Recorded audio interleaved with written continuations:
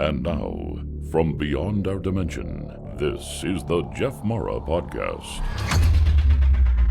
Here's Jeff. My guest is Rahim Patel, who has had multiple near-death experiences and who died over 200 times within a 3-year period. Rahim, thank you for joining me and welcome. Thank you. It's so exciting to be here. I really appreciate that you are giving me the opportunity to talk to everyone today. Well, we're happy to have you. And since you've had multiple NDEs, let's go through them chronologically. Thank you.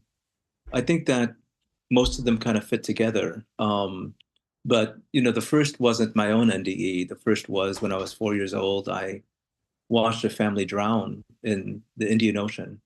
And I threw myself, my awareness to the toddler. And that was an extraordinary experience to watch him as well as feel him lose his life. And it was both very disconcerting, obviously, from a very human perspective. But the experience of it in my nervous system was incredibly peaceful. And that was my first experience of it. My second was when I was 9, and this is the one that I probably can describe the best. I stopped my sled using my head at a tree. That probably wasn't the best way to have handled that. But I found myself in, I guess, what I could call a train station. And I remember the white walls, and around me were all of these people that were different colors and different shapes and sizes, but I felt very close to them. I felt like they were all myself in some way. And I heard the train kind of in the distance, and it was the most peaceful experience of my life. And then I had the experience of hearing my mom calling me from the stairs behind me, and I got whooshed back up into my life again. It's fascinating that you mentioned a train station because you're the second guest that told me about that. Yeah. I think he was a little bit older than you were, but he was there and it was full of people. My experience of it is for people who have had a long life, not just in this life, but in lives, that train station experience just makes so much sense, in the sense that, we are transitioning from one life to the next life, one experience to the next experience, all of us present there, all of us celebrating, the life that we had lived or the lives that we're about to live. And that train station experience is just so perfect for what that is for us. Do you remember the look of people's faces and how you would think they felt emotionally at that time? It was very strange in some ways. Obviously, these people didn't have corporeal form. They weren't wearing suits. They weren't wearing. My experience of them was not as a face or as a human form, but really as a presence, if that makes any sense. And even though there was different shapes and sizes and colors and all of that, they were not human per se or animal per se, or they were an experience of light. So they were like translucent light beings. I've never actually really considered what they were. They weren't translucent. They were clearly, they were just a presence, if that makes any sense. Mm-hmm. You heard your mom's voice. You were immediately brought back into your body. Did that experience change you in any way? It did. First of all, when I got back, I knew that this person who called me back was my mom, but I didn't really recognize her. I didn't have the same experience of her or really of anyone else in my life at that time. And I, for myself, felt like I was a lot older than the body that I was sitting in. So I felt like I kind of stepped into this body. Um, and then I'd always been an empathetic human being. Obviously, I threw my awareness to that 4-year-old, but I found myself just being a defender of everyone who needed help around me. And I found myself in a lot of fights and a lot of, um, just making sure that people were okay in my life. Um, was kind of my every moment after that. If we move forward, did you have any subsequent NDEs after that?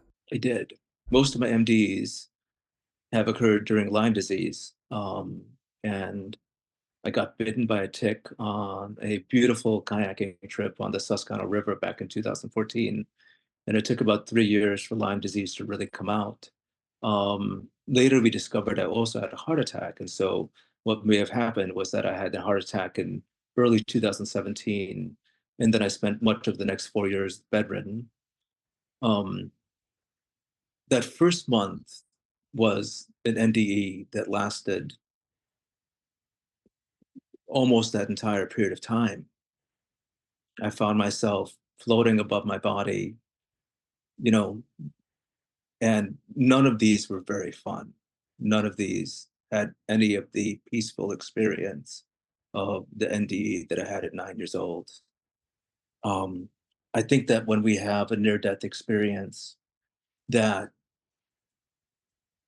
there's a promise within us, that there's something that has us wish to be alive, that has us wish to be back. And my promise was not to leave my wife. And my greatest fear at that time was that my wife and children would be relieved by my going. And so, during the period of time that I was basically lying in bed, unable to open my eyelids, um, I was back and forth between this terror and this commitment and this promise to not go. And then at the end of that period of time, at the end of the 30 days or so, um, there's this moment of just gleefulness. It's like, you're alive, Rahim. So now what? And um, we spent the next 3 or 4 months experimenting and getting me back a couple of hours worth of energy. And that was an extraordinary experience between my wife and I. And then we went up to Tequamanon Falls, which is a beautiful falls here in Michigan. And I asked the falls to take away my fatigue, and it did. What I didn't realize by asking to stand up as quickly as I did was that my body wasn't at all ready for that. That I had put it in a really bad neurological as well as skeletal and muscular state. And over the next 3 years, I experienced, well, the joke I tell is that I've never known a level 10 in pain because my level 9s kept increasing until I finally fainted from pain, which was an NDE. And then I thought that was it. But over time, I realized I would have to experience that too. Can you tell me more about why these NDEs were so different than the one you had at 9? I think it was because the 9-1 was an acute situation. The running my head into a tree, happened all at once. And the NDEs that I had during and due to my experience with Lyme disease were a very chronic situation. I would find myself thrown out of my body almost on a nightly basis for some time. And again, it was because of the damage done to my nervous system, perhaps because I ran my head into a tree, or perhaps because of, just, well, I think it was the damage to my nervous system. Initially, I think a person would think the NDE of you leaving your body due to the amount of pain would be a blessing because so you wouldn't have to experience that pain. But it sounds like to me that while you were out, bad things were happening or something that made it such a terrible experience. I think again, I think the dimensions of aliveness, begin at the earth. And then when we have an NDE, we're pushed all the way to the sun. And that there's somehow that we have to find ourselves back to the earth, if that makes any sense. Well, I'd already hit the sun at 9 years old, and I had an experience of that light at 4. And then I had an experience again of that during that first month of being sick. So I had already gone to the sun. All I was lost in space, if that makes any sense. And the real problem what it was that at each new NDE, my brain would become increasingly more shred. And so I had to learn how to kind of recreate my consciousness inside my body. And I became quite an experience of learning how to do that. If I can share a little bit more about that, I'd like to. Sure. So, the first thought I had of it was that I needed to copy myself exactly. Like I needed to figure out who this Rahim was, and then I had to come back exactly as myself because I didn't want to lose any parts of myself. But I realized over time that it was impossible to do that, that I would always consistently lose kind of files, kind of awarenesses, kind of the ability for my body to work. There were times in which I forgot how to do very basic things with my body, things like walk and things like talk. And, it's just like very basic things just left me. And then one day I discovered crystals, and I discovered that crystals could hold the energy that I could not myself. And so it kind of created a map that I could place on my altar that held that energy for me and kind of held the files, at least the critical ones, that needed to be there for me to like show up as a human being again. And then after that, I could take more of an iterative journey versus a copying journey. And so instead of coming back as slightly less than who I was each time prior to that, I could come back as slightly more. And that way, I think that a lot of people have the ability to kind of rebuild themselves back and rebuild themselves back in new and special ways, ways that allow us to be more connected to our hearts, more coherent with our bodies, more coherent with our divinity than what we were before. Are you saying that being out of your body so many times made it difficult for you to be back in it and operate the body? I was completely comfortable being out of the body from the perspective of me, from the perspective of this I that I am. But I had a promise and I wanted to keep it. And I love my wife. She's been, in my experience, with me for 6,000 years. And I didn't want to leave her so soon. Was your promise that if you let me go back, I promise to take care of my wife, or I need to go back because I promised to take care of my wife? It wasn't so much taking care of her, although I kind of felt it many times that the state as I was in was taking care of her less than just being gone. Um,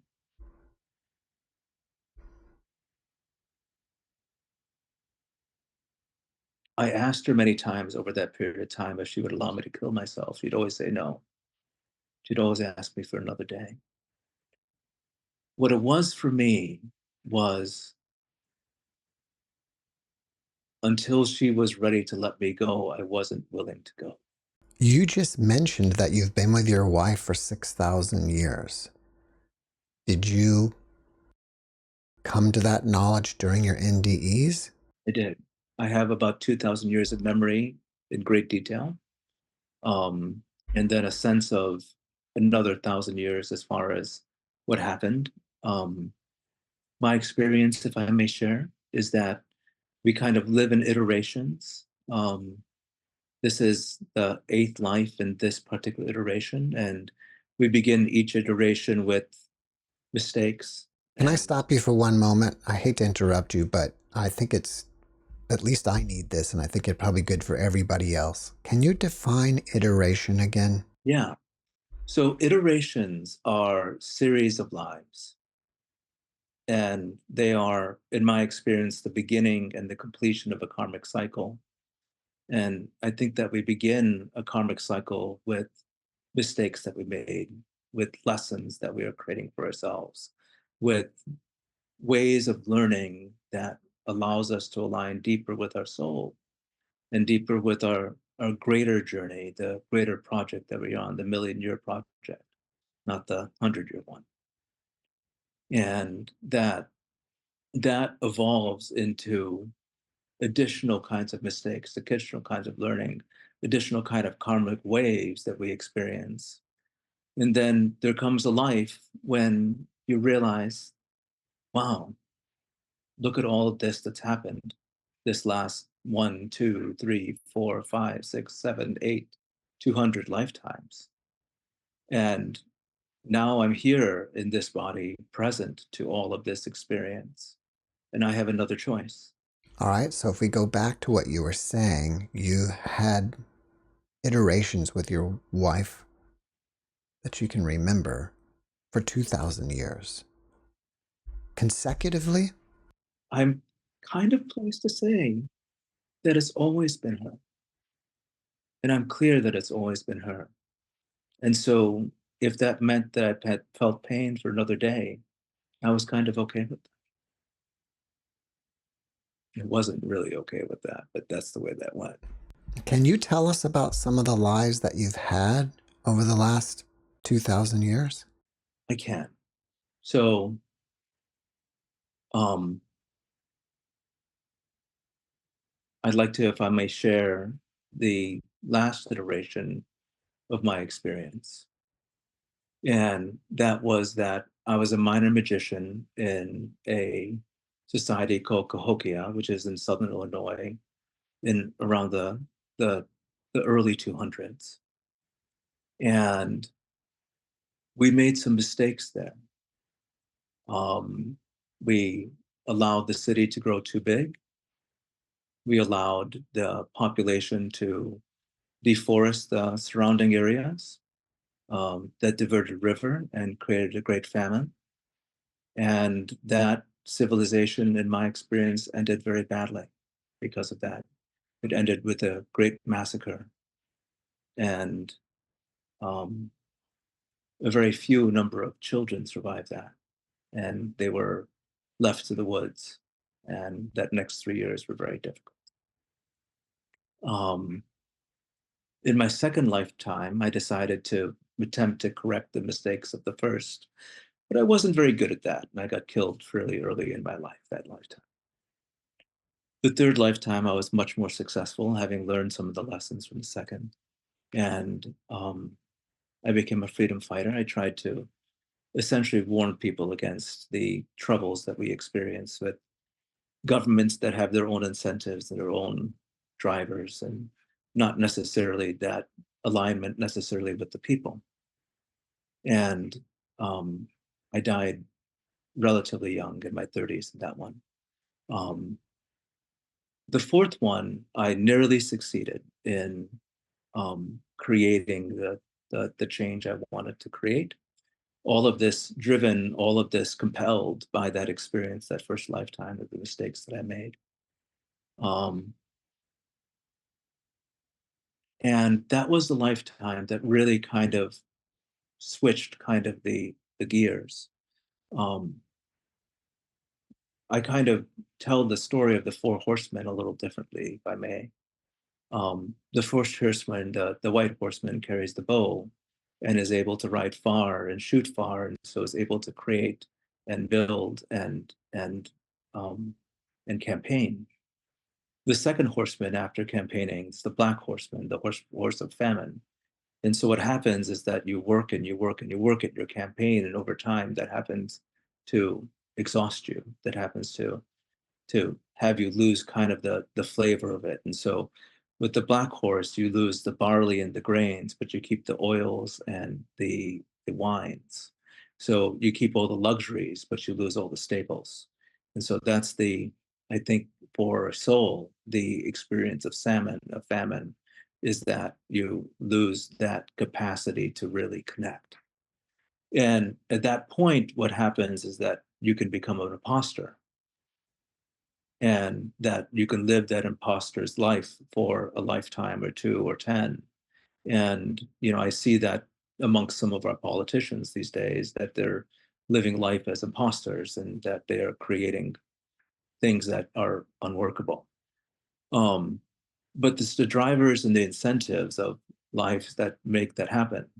And so over the next kind of couple of lifetimes, I succeeded in becoming the change I wanted to create, but I also became the tyrant that I hated. And then I had a rebound life, in which I was a soldier in a tank in the Second World War. Um, and again, I died relatively early in that, but I kind of feel that that was a rebound from the previous life. And now I'm here. Did you have some sort of life review of all these lives during your NDEs? It must have happened that way in some way, although it wasn't conscious. Most of my time in the NDEs were spent in kind of figuring out how to heal my nervous system to get back in my body. Much of my NDEs during Lyme disease were peaceful in the sense I wasn't in the pain, and I was in this meditative, quiet, gentle, peaceful space.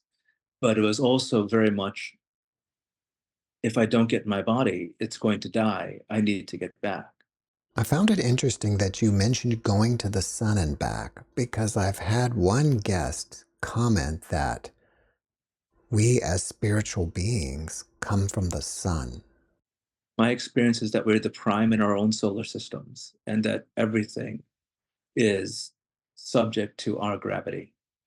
And I'm not talking about the gravity of our bodies, the gravities of the me's and the myselfs that we call ourselves, but the I that we are and the I that we've been throughout all of our existence. And that our bodies, our experiences, our every manifestation is subject to that gravity. The question, I think, for people of NDEs is, once you've hit the sun, once you've had that experience of yourself as prime, how do you live fully inside your body? Do you think that there is an end point to reincarnating? At one point in this life, I did, and I'm not so sure anymore. Um, I think that there are just continuous waves, and the wave that I'm consciously creating this life, I'm not sure if I'd want to end, but perhaps I would want to sometime in the future. And so I think that it's a soul's choice to choose distinguishment, so to speak, or choose a different place in the universe to sit. Um, but I think that, um,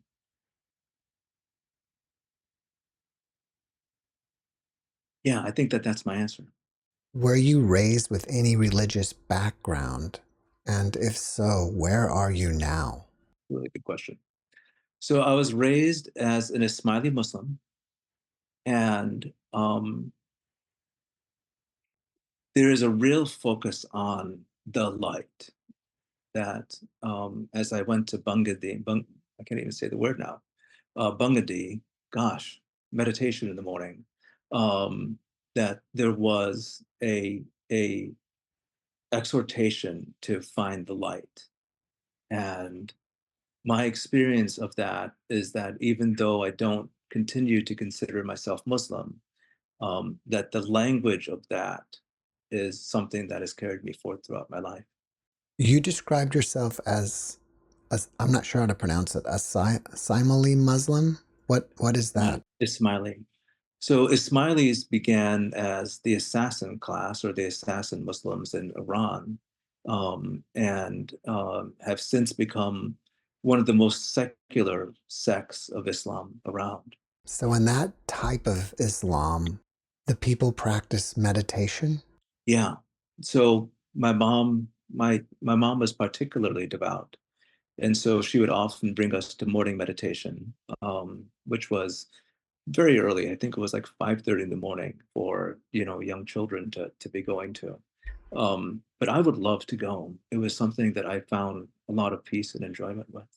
I didn't realize that meditation was part of Islam. Yeah. Um, I think that meditation is part of any practice in which one is looking inward or upward towards something greater than our experience of ourselves. Has the memories of these NDEs faded over time? I still live with a great deal of pain. And so the memories of the pain are very much wrapped up with the experience of the NDEs. Um, but there was a moment in which I knew that I would not have another one. And that if I died again, that I would truly be dead. And that was also a moment when I knew that I had to really make sure I took care of this body and did what I needed to do to heal it. Um, I don't think that my experience is that there's a normal cycle that many of us go through after NDEs, and that the experience of an NDE is actually a sitting in the black hole, WHOLE versus HOLE. And, this is something that's happening that's pretty extreme to our bodies. And what happens is inside of that black hole, we get filled with the possibility of the experience of the NDE itself. And we come back to our bodies, and oftentimes we're still very sick, or oftentimes we're still very hurt. And it takes some time to heal that. But for the first period of time, we have this experience of divine connection, this experience of the possibilities that were offered to us during our NDEs. And then after some time, we get kind of stuck into the circumstances and the consequences of our lives, and we often get lost in the woods. And I think that that's a very typical story of an NDE, and that's definitely been, my experience of it is finding my path through the woods. And more recently, as I feel that I've done that, in creating a campfire in the woods for others to find theirs. Is there anything from your NDEs that you find inspiring? I came back. I wanted to come back. And so I came back. Um, I think that the most inspiring thing that we can do with our NDEs is live the life that we truly deserve and give that to everyone that is around us, not just the people that are closest to us, but everyone we meet, everywhere we go. During your NDEs due to the Lyme disease, did you ever see any beings? There were many times during the Lyme disease, not just during the NDEs, that I had experience of spiritual support. Um, my older child, Lyric, followed me kind of down the rabbit hole, so to speak. And together we would, on many occasions, after something had happened to my body that was just crazy, call in for spiritual support. And so I always felt surrounded by many beings and many experiences of light, that would support me in finding my way back in. That was a constant experience. If you had a friend that was suffering over the loss of a loved one, what kind of advice would you give? I've helped a lot of people die recently over the last several years. I've become a death doula. And so this is something that I've had a lot of experience with. And I think that there's many different levels of it. I think from a human perspective that missing them, missing their voice, missing their touch, missing their presence, missing the inspiration that we offer each other in life is just human. And to acknowledge and to allow that to be the space is a very necessary space. And so I think that each of our grieving processes need to be honored for what they are. But I also have this experience, both with the watching of my two children being born. So I think of that as a near life experience rather than a near death experience, right? But also in the experience of many souls that I've touched that are leaving their bodies. Um, there's such a joy that that soul experiences. There's such a move to commitment and an experience of possibility and freedom when we are unattached to the body and unattached to the the circumstances and the consequences and the challenges that are associated with being alive. And I think it's always important that people know that not that their person is in a better place necessarily, because that's not always the way that I experience that goes. Not that there's a hell, not that there's somewhere else you go in kind of my experience of it, but that they're free, and that freedom means that they can be any place. Why do you think we come back over and over and over again? I think that the waves of the karma that were created um, continue to crash upon the land of our bodies, and that there needs to be the land of our bodies, so to speak, for them to crash upon, so that we can learn the lessons and experience, I guess, the consequences of the actions, behaviors, thoughts, and being that we were in that previous life. Until again, I believe that there is a lifetime that we awaken, and we do that gently, and then we can choose again to close the circle on those waves, so to speak. I would think it would be a never-ending cycle, at least for most of the time, because we come here not remembering anything, and we're going to be creating karma again over and over again. Exactly. But perhaps if you are at a point in your life right now where you're hearing this and you're believing this, maybe there's a way while we're living that we can clear out all the karma, perhaps even from all our lifetimes, so we won't have to return. Do you think that's possible? I think that's possible, and I hesitate again to give you a direct response on this, because I just have the belief that this is the best game in town. Why else, where else would we want to be? Right? Um, like if we have the ability to interact with everyone else, not just as the person that they are, but as the prime, as the sun, as the thing that controls the gravity in their solar system, that's a pretty good gig to play at. This may be something that you don't normally think about, but I'm going to ask anyways. If you believe that we can be space-faring individuals, can we leave our solar system since the sun is our prime? Yes. Although, if I can share with you a little bit more of the dimensions of my experiences. So there's the Earth, and then there's the Moon.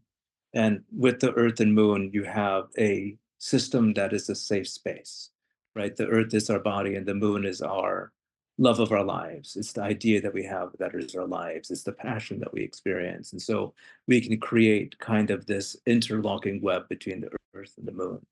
And then some of us experience really challenging things in our lives, and we get lost in space. We get lost between kind of the sun and the Earth. And I think a lot of us after NDEs get stuck in this space. But once you hit the sun, the first thing you recognize is that everything around you is also a sun. Everything, all other life is also a prime. All other life is also solar systems beyond our own. And that it becomes this great universe of light that you're experiencing. And then at the center of that, my experience is that once again, there's that black hole, HWHOLE. And that black hole is the prime of the primes, in that everything rotates around that. And the black hole reflects our light back at us through that. And then beyond that, there is infinite black holes. So there's the prime of the prime kind of system, if that makes any sense.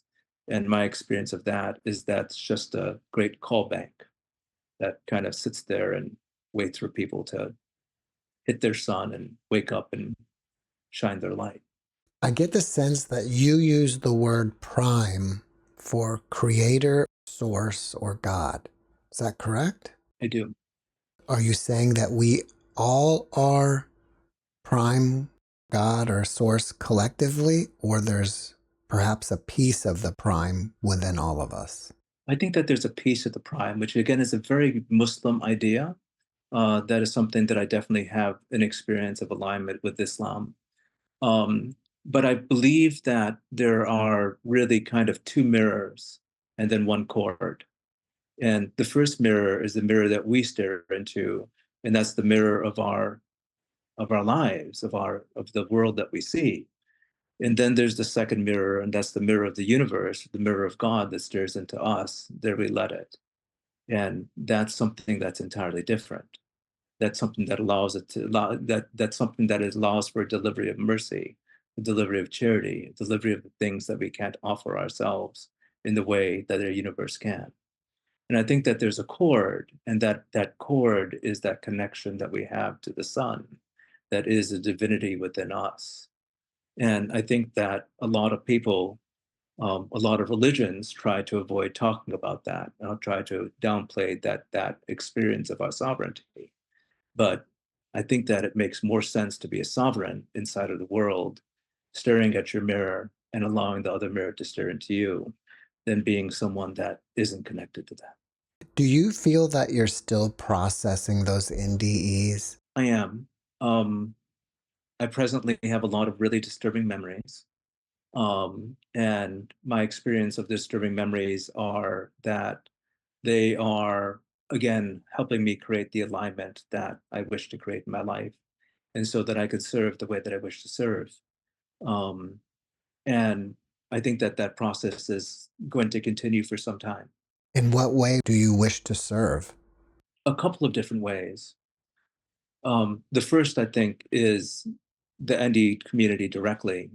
Um, I have found a lot of friends who have had NDEs, and to the one, a lot of them are, to the one, they're struggling in life. They are um, in that space beyond the experience of the light, beyond the experience of the possibility.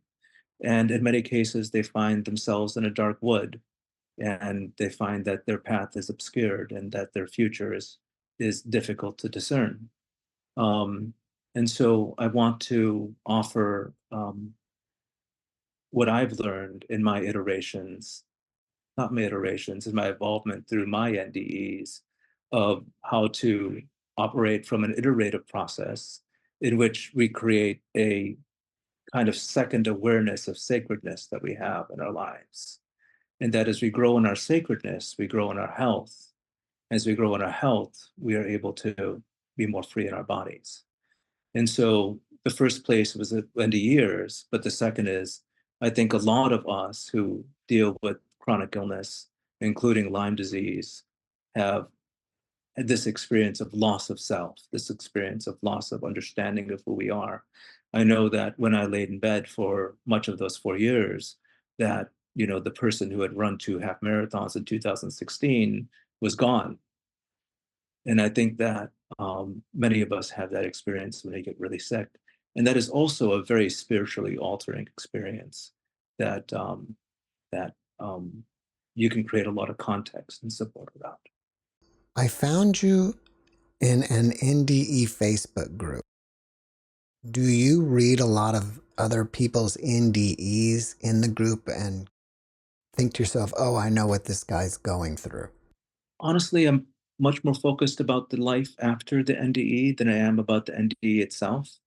I think NDEs are a point of extraordinary possibility, a point of extraordinary light, a point of extraordinariness. And I think that figuring out how to live life beyond the NDE is really the journey to focus on, rather than the NDE itself. Do you feel that we decide on the lives that we're going to live pre-birth and or the lessons? No, I think that it's an evolvement that happens. So I remember my first life as a black puma on the prairie as a predator. And I remember being cornered and eaten. And that was something that I would never allow myself to be again, ever again, period. And I remember that setting off the karmic cycle from which that I lived the rest of my lives. And um, that has meant in some cases that I've lived life as a priest, and that in some cases lived life as a soldier, and in some cases that has meant that I've lived life as a politician. Um, I think that that has been a cycle that I would not have chosen had I wanted to go back and choose it. Not that this body can do the choosing, as you said, it's a soul choice, not a physical choice. But I think it is dependent upon the lessons that we learn and the way that we choose to have those lessons kind of um, play out in our commitments and our promises and our ideas of what they should be over time. I don't think that we remember each life going back and forth or going onwards, what that was that, we chose in the previous one, but I think the play continues, so to speak. Have you considered if you had crossed over completely during any of these NDEs, what would you be doing on the other side? I probably would have chosen not to come back for some time into a body at that point. Um, I do experience that there is another choice other than embodiment that we can make, and that we can make that for eons and eons at a time. I believe that there is a great tapestry of um, awareness and coherence in the universe, and that as we tap into that tapestry, as we begin to resonate with it, that we find space beyond our bodies, just even in meditation, and um, that I would not have I would not have wanted to be available for the kind of pain that I experienced over the next several years. After watching this podcast, other NDEers or general people may want to reach out to you and ask you questions. Are you open to that? I'm very open to that. I'm starting a Facebook group that's called Bioresonance for NDEers. Again, what I want it to be is a campfire. I want it to be something that NDEers can come sit around and their light can be seen by others that enjoy it and that can resonate with it. The second thing is that I want it to be a space where we can help people heal their bodies in a way that allows them to fully integrate and fully unify that experience of that chord between the body and the sun. In your opinion, what is the best way to meditate? Would you like to do a meditation together? Yeah, if you want to, I guess we can let everybody do it together. Yeah, that'd be great. I'd really But enjoy it. but before we do, I have to say this, even though it's obvious, if you're driving your car or operating heavy machinery, come back to this video later when you're at a place of safety. So I'm just going to take off my glasses and invite you to take off yours. So let's begin just by getting present to our bodies and our seats. We're present to our feet touching the ground. I often start with just holding myself, just holding this body and telling yourself that you love it.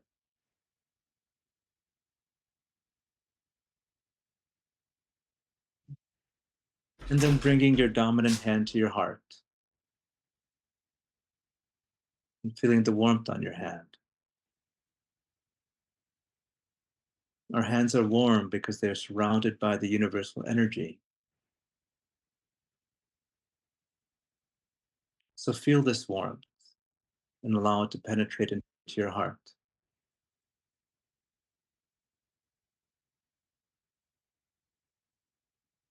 And at the same time, bring to yourself a memory of when you felt fully loved, appreciated, gotten and approved of,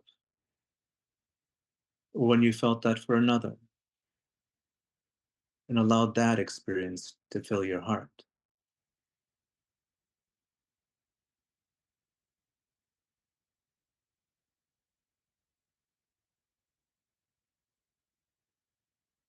And as you breathe, let the warmth in your hand reach for the warmth in your heart, and the warmth in your heart reach for the warmth in your hand.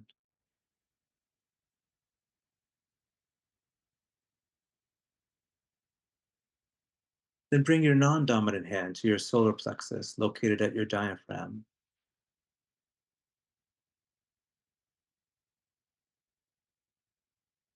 Our solar plexuses serve two functions.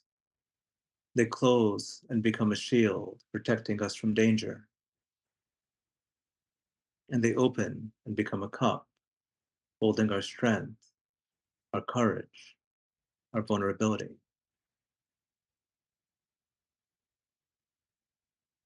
Allow the warmth in your heart to dribble down into your solar plexus, turning it inwards, filling your cup of capacity.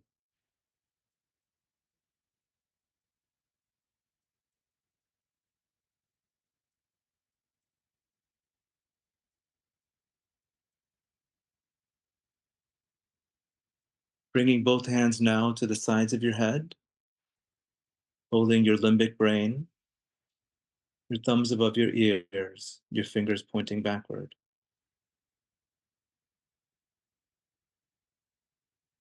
This is the part of the brain that creates our emotions and our strong thoughts.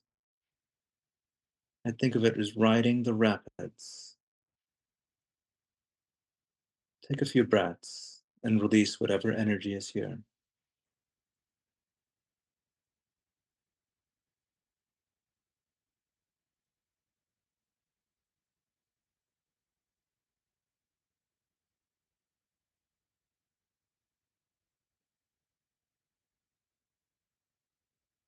Next, bring your dominant hand to your neck, to your throat.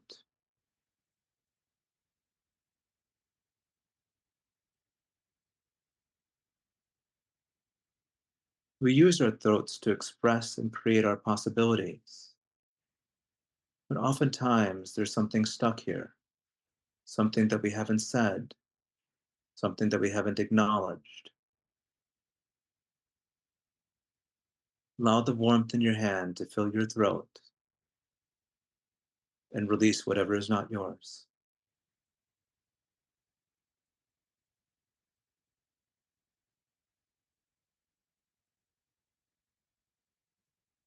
Bringing your non-dominant hand now to your belly button, to your sacral chakra.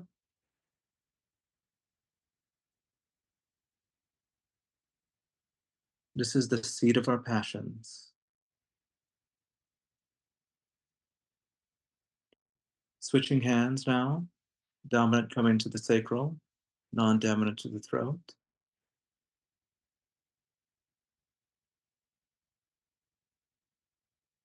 Allow yourself to feel your passions and to communicate that to your throat.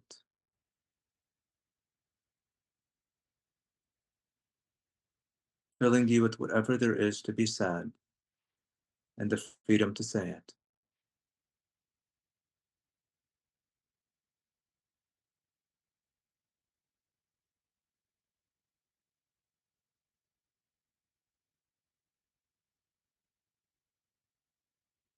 Placing both hands over your face, your fingers covering your eyes.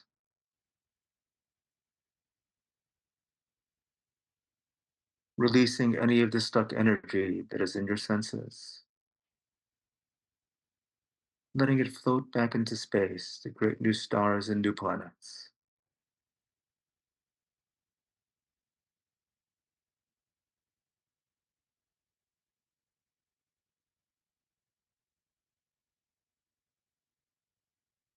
And then bringing one hand to your heart and the other to the top of your head.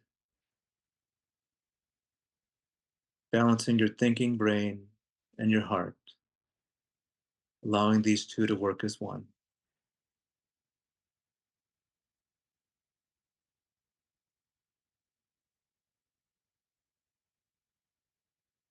Moving the hand from the top of your head to your belly button. Balancing your passion and your connection so that you may be present in the critical moments of your life.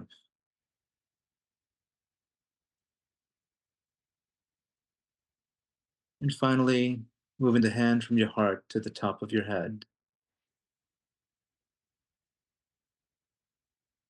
Balancing your third eye and your intuition so that you may be present to your possibilities.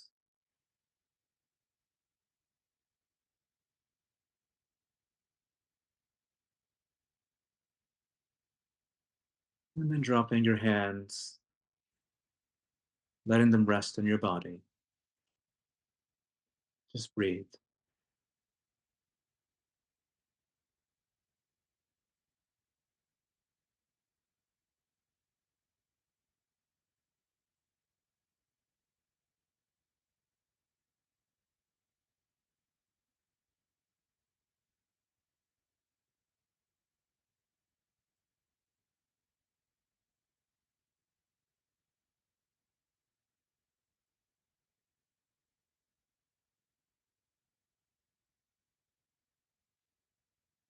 And when you're ready, only when you're ready, return to awareness.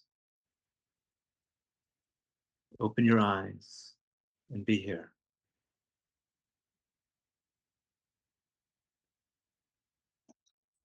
Thank you for sharing that with me and with Jeff and everybody. I think it was terrific. Yeah.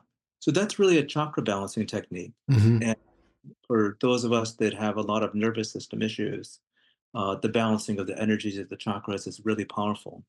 But we particularly want to balance them between the sacral and the heart and the third eye, because those three chakras are, I believe, the deep chakras. They're the ones that we can really dive into our passions. We can experience our connection. We can understand kind of what's going on for us in our universes. And so balancing those three is really powerful. Rahim, before we finish up, can you leave us with one last positive message? It is truly amazing to have an animal body. It's truly amazing to be able to walk horizontally on this earth. It is up to us to develop the deep roots that we have to allow us to fully enjoy that. But as we do that, life becomes miraculous. Rahim, thank you for your message, and thank you for being my guest. Thank you for having me. Thanks for watching the JeffMara podcast. I really appreciate you. Another way to show support is through YouTube memberships. And if you do, there are loyalty badges and other perks depending on your level of membership. All you need to do is click the join button underneath the video to find out more. Thank you for your support.